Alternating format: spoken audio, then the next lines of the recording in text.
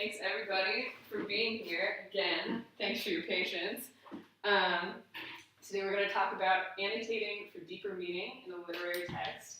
You might have heard this talked about also as like close reading. That's kind of another way of doing this. Basically what it is just reading with a purpose. So as you're reading a text, you want to be asking yourself questions about it. You want to be noticing common themes and motifs, because if this is a work of literature, like for an English class, you're definitely going to be asked to analyze those later at some point. And if it's just an article, it should just help you to get the gist of what's going on, but in a more thoughtful way. And there's always going to be a deeper meaning that you can get out of these texts, which is why we study them, why we keep studying them. And if it's maybe just a news article or something like that, there's always going to be parts of it that I guess are more important to grasp than just reading the whole without really analyzing it.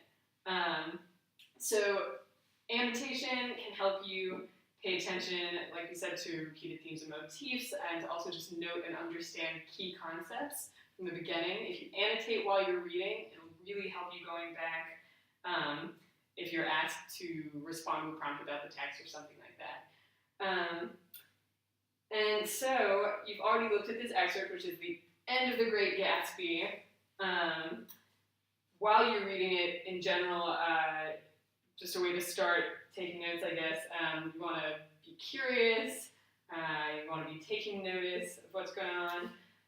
If it's an article or an extract like this, maybe try and take one note per paragraph, and note any questions that you have about it specifically. And then, especially if it's just a short piece like an article, you can see if they're answered by the end of it. So is there anyone that could maybe summarize the text? Just summarize what's gone on? Yes, Francesca. I guess it's mostly talking about how Gatsby structured his whole life around Daisy's, like trying to attain Daisy's love, and how it was kind of all for naught. Yeah.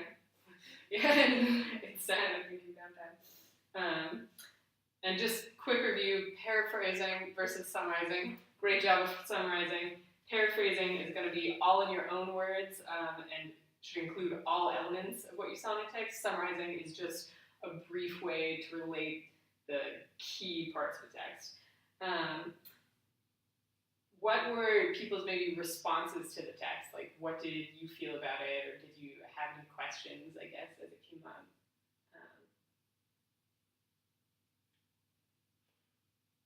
It's okay if not. But Abraham, did you have anything? Oh well, just I was just thinking that it's kind of like, so to some level, inspiring that Gatsby spent almost half of his life trying to pursue one thing, and in the end, he did not get that thing. So, and that is Daisy. Yeah. My thought process was, why do you try and pursue one thing that you know possibly you're not going to get? So, yeah, that's just my thinking. Yeah, and that's a great response. In general, when you are giving a response, or when you're just writing your responses to the text, you want to be more thoughtful than just a question mark or an exclamation point, or like, wow, because when you're going back, you might not always remember what that was about, so maybe write the question of what was surprising to you, or just circle the part of the text, I guess, that really stood out to you. And in this, we get a lot of things that we've seen before in the text, also like the green light, and a lot of motifs that have come up throughout the book are coming up again, so it's a important passage for that. Also, if you have a goal, if you have a prompt already, you can read the passage and annotate with that in mind, which is really helpful, especially when you get like a passage on a test or something that you have to analyze. Okay, so real quick to finish up, we have an academic cheer to remember annotating. So annotation eschews obfuscation. No, I'm just kidding. That's not what it is. That's not what it is. Okay, when in doubt, write it out.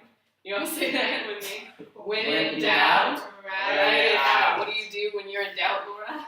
Writing notes. Perfect. Okay, thank you all.